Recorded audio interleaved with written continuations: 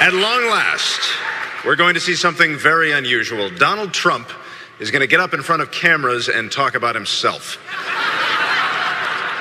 But before that happens, I want to see you all in the boardroom. Donald, I would love to fire you off this roast tonight because someone needs to be held accountable for this hour and a half we can never get back. And I know what you're going to say. You're going to blame your team. And believe me, they are the worst, most incompetent, bungling group of losers I've ever seen. But Donald, it is your brand that's at stake. So get on up here and defend your legacy. Defend yourself. As a man who was born with a silver stick in his ass. A man who has everything except human emotions. A man who, in addition to everything that's been said about him tonight, has also done a lot of gay stuff. Ladies and gentlemen, Donald J. Trump.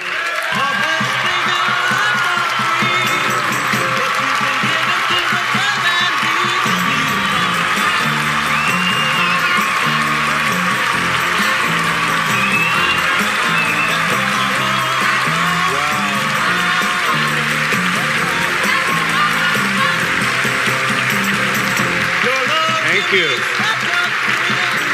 What a great honor it must be for you to honor me tonight. Especially here, where I've made my name and fortune, New York City. Great place. Now, I know what you're thinking. Mr. Trump, sir, why would you ever do this roast? Honestly, it was worth it because it's all going to charity, and they paid a lot, believe me. But the truth is, I specifically handpicked these recession-era, basic cable, nobodies, so that the city I love, the city that never sleeps, could finally get a well-deserved nap. Right.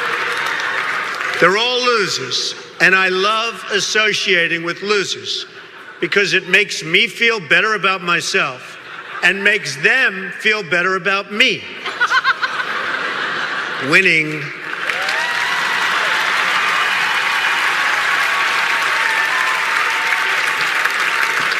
This dais is the perfect metaphor for where America stands today.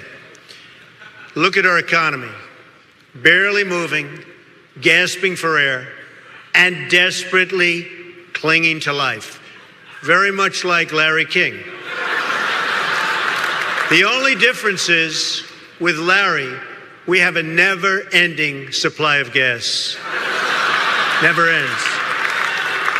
This great country of ours was built on its entrepreneurial spirit, and that spirit is best demonstrated by none other than my friend Snoop Dogg. His is a tale of do-rags to riches. True. It's true. He's very proud of that. That's why I'm so happy to see Snoop sitting up here next to his former rival, Biggie Smalls, right here.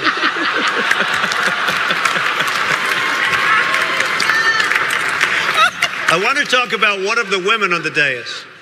This amazing lady struggles with a seemingly insurmountable physical handicap. I speak, of course, of Whitney Cummings. Whitney's career is crippled by her foul mouth. To hear that filthy language from someone so marginally attractive is frankly very unpleasant. Lisa, or as I call her, Miss USDA,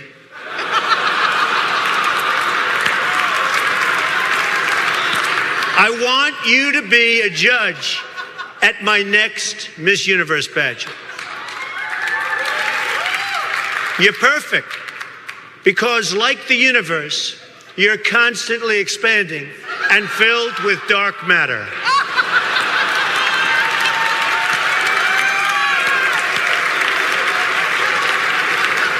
But there are some things that have brought shame upon this great land of ours, besides Lisa. I speak of the atrocities that we as a nation must endure, like the Jersey Shore. A piece of advice, my greasy friend. You don't need to put all of that product in your hair. You just don't. Look how great my hair looks, and I don't use anything, and it looks very good. What's the difference between a wet raccoon and Donald J. Trump's hair?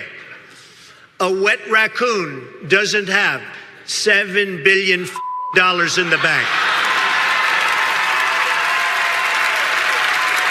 Very funny. Okay, very funny. America is going through tough times, and we all need to laugh. True. I know that better days are ahead. If we believe in ourselves and the way I believe in myself, and I really do believe in myself, then come June, if I decide to run, you'll have the great pleasure of voting for the man that will easily go down as the greatest president in the history of the United States. Me, Donald John Trump. God bless America, and good night.